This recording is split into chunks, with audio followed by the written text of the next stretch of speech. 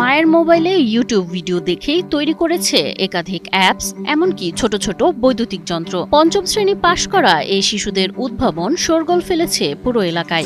এই সেন্সরটা যদি আমরা এখানে লাগাইতাম তাইলে এই সেন্সরের এইখানে আসলেই হাত তাইলেই চলে যেত।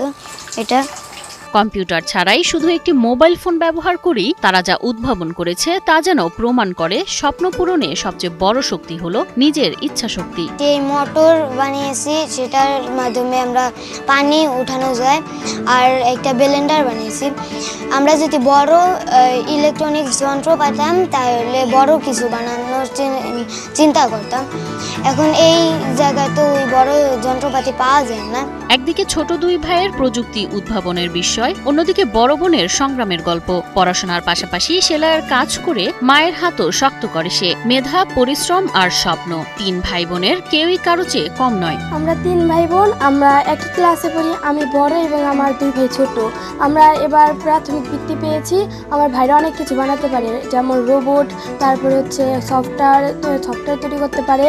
আমার ভাইরা যা কিছু বানায় আমাকে দেখায় এবং আমার ভালো লাগে। আমি ড্রয়িং করতে পারি, সেলাই মেশিন করতে পারি, আমার আম্মুর কাজে সাহায্য করতে পারি। শরীয়তপুরের কাশাভোগ এলাকার তিন ভাই বোন হাবিবা, তাফসির ও তানভীর। প্রযুক্তির প্রতি ভালোবাসা তাদের এতটাই যে মায়ের একটি মোবাইল ফোনেই ইউটিউব দেখে শিখে ফেলে অ্যাপ ডেভেলপমেন্ট। ওরা তৈরি করতেছে আজকে মোবাইল দেখে। সংসারের যে মোবাইলটা আছে, ফ্যামিলিতে যে মোবাইলটা আছে, সেই মোবাইলটা দেখে।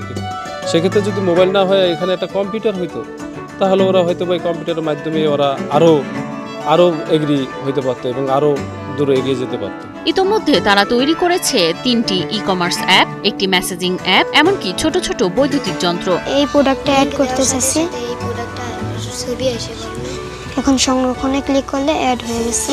অথচ পরিবারের আর্থিক অবস্থা এতটাই দুর্বল যে একটি কম্পিউটার কেনার সামর্থ্য নেই। আর্থিক সমস্যার কারণে আমরা এখন ধরে শুরু করতে পারিনি, ওই যন্ত্রপাতি এখন ধরে কিনতে পারিনি। বাবা আব্দুর রাজ্জাক সীমিত আয়ে সংসার চালান। মা জান্নাতুল ফেরদৌস সেলাইয়ের কাজ করে সন্তানদের স্বপ্ন বাঁচিয়ে রেখেছেন। আমি যে একটা কোম্পানি চাকরি করি, অল্প বেতনে, বেশি একটা বেতন না। এখানে সেলস রিপ্রেজেন্টেটিভ আর কয় টাকা বেতন পাই না সারা বাংলাদেশে সবাই জানে।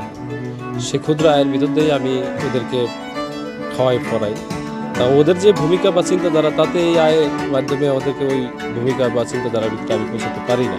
আমার তিন সন্তান এই প্রাথমিকে বৃত্তি পেয়েছে, যে 12 তারিখে রেজাল্ট দিয়েছে, তিনজনেই বৃত্তি পেয়েছে। কিন্তু আমরা খুবই খুশি পরিবারে। শিক্ষকদের বিশ্বাস, সঠিক সুযোগ আর একটি কম্পিউটার পেলেই এ তিন ভাই বোন দেশের জন্য বড় কিছু করতে পারবে। ওরা শিশু থেকে পঞ্চম শ্রেণী পর্যন্ত আমাদের এই বিদ্যালয়ে পড়াশোনা করেছে এবং সর্বশেষ যে বৃত্তি পরীক্ষা 25 সালে হয়েছে, যার রেজাল্ট এই সম্প্রতি বের হয়েছে, ওরা তিন ভাই বোনই আমাদের এই বিদ্যালয় থেকে সাধারণ গ্রেডে বৃত্তি পেয়েছে এবং ওরা অত্যন্ত মেধাবী এবং পড়ার প্রতি যথেষ্ট মনোনিবেশ আছে।